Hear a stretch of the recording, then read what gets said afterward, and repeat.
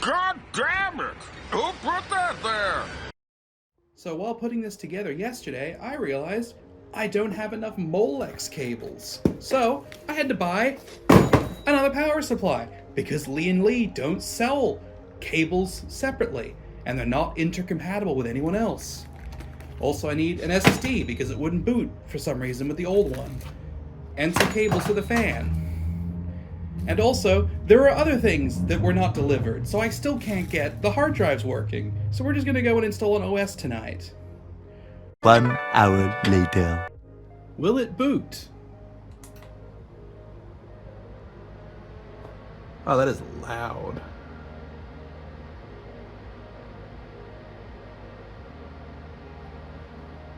Oh, that is a quick post. Okay. All right, round 2. Can we get into the EFI?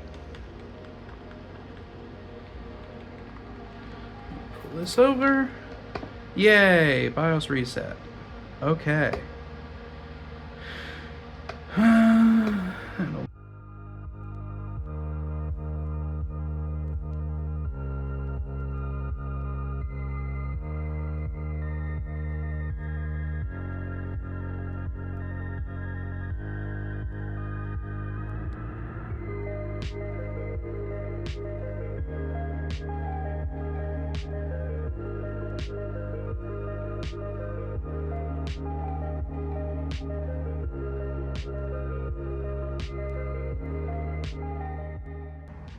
Oh boy, now it's power cycling. You know, I didn't actually check what the RAM speed was before I set the 3200. I just kind of YOLO'd it. So this may have been a mistake.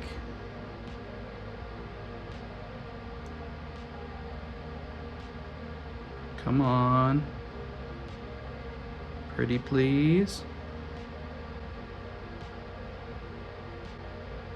Yeah, that's not the right RAM speed.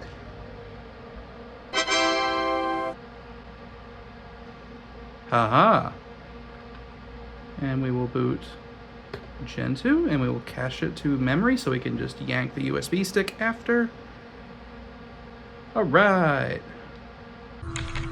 How long is it gonna take? Okay, Joshua, have fun. Beginning power reroute now. Many hours later. Alright, so it's a couple days later. It boots. It's running Gentoo, everyone's favorite Linux distro. You are my favorite Linux-based operating system. I had to get more things because Amazon kept messing up deliveries. So we have a network card, some RAM, because it only has 8 gig of RAM right now across 2 sticks.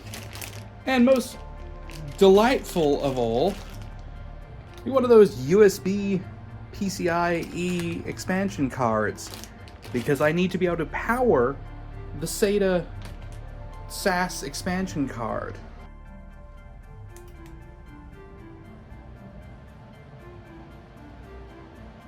No explosions. Ah, so it does work. All right. Cables.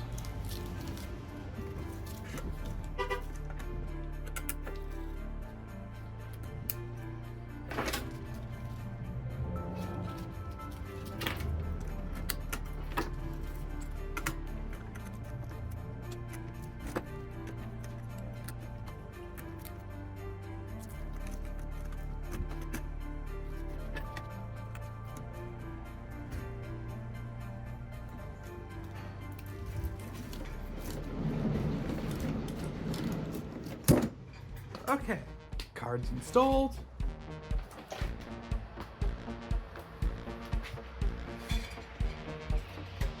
Should probably turn on the monitor to go with it. Oh, we got green lights. SAS 2 BIOS. Oh boy. That card probably needs to be flashed.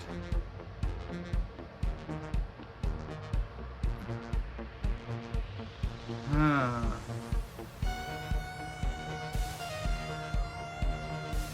Oh, it's struggling.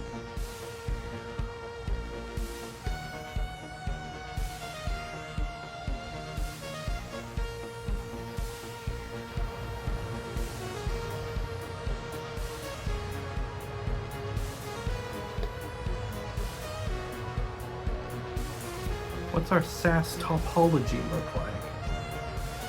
Can we see the drives? Okay.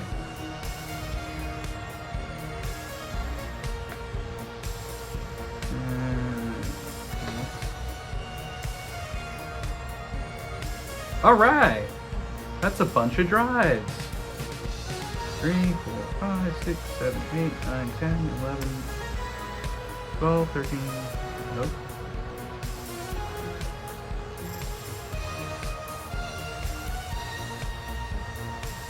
More drives, I think. 1, 2, 3, 4, 5, 6, 7, 8, 9, 10, 11, 12, 13, 14. Oh wait, is there a second page? Wow, this thing is slow.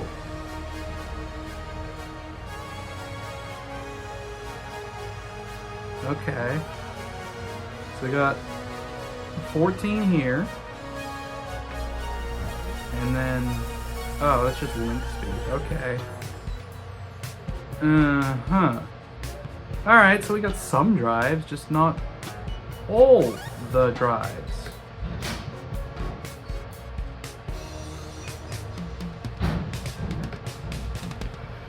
Device properties? Let me just tell it to have more devices. Can we do... No? Okay, we can only do 24. We'll give it 30 seconds. Just make sure every drive can spin up.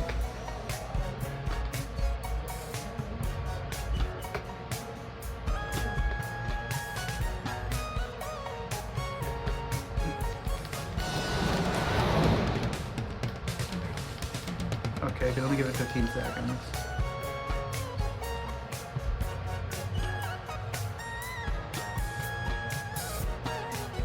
We're gonna disable boot support because we don't want to ever boot from this thing. Okay. And it knows this thing is in IT mode, so that's at least good. But can we still boot to Linux with this plugged in? That's my next question.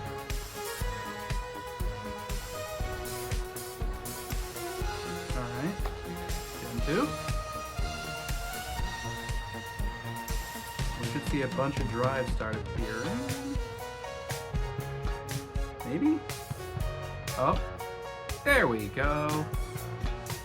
Oh, that's gonna take a minute.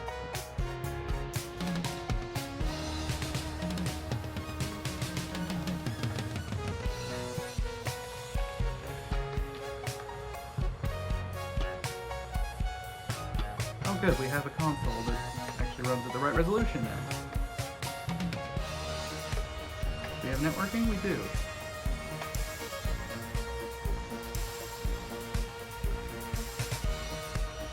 So do this.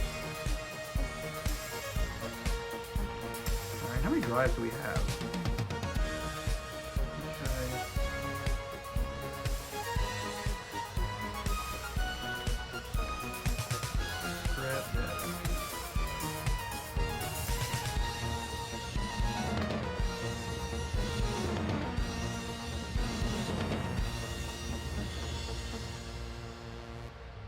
You know, some of these drives I think might be broken. Sometimes foreshadowing is relatively obvious.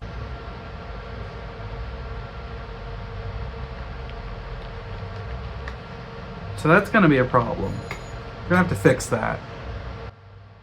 Okay, so we got a bunch of drives that might be dead. And the only way to tell is to just start plugging them in one by one and see which one causes random kernel messages to appear. So, here we go.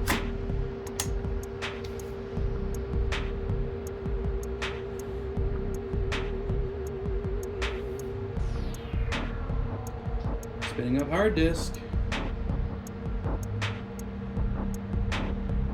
Attach SCSI disk. So, first one's good. Next one.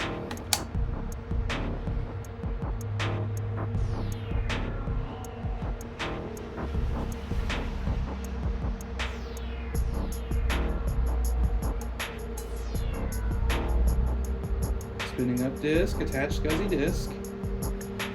2. You'll never get a second chance. Plan all your moves in advance. Stay dead, stay dead, stay dead, stay dead and out of this world. Remember that server rack I had? Now I got an even bigger one, with side panels and a door I had to take off.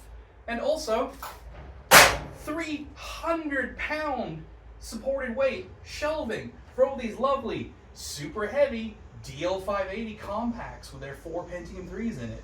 Also, it was free. Thank you very much to my Patreon subscriber and dear friend Hayden for doing this. Of course, the first thing I put in it is the big 4U NAS. Unfortunately, I have to put it on top because I still have to put more parts in that NAS, but hey, it's a start. First things first, in the bottom, let's add the CompuGlobal HyperMegaNet server. This was what originally ran the Retro ISP, and now is going to run all of my services on that Retro network.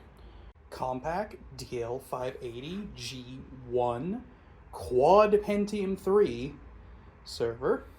And then finally, we have not one, but 2 Apple X servers, both a G4 and a G5 dual.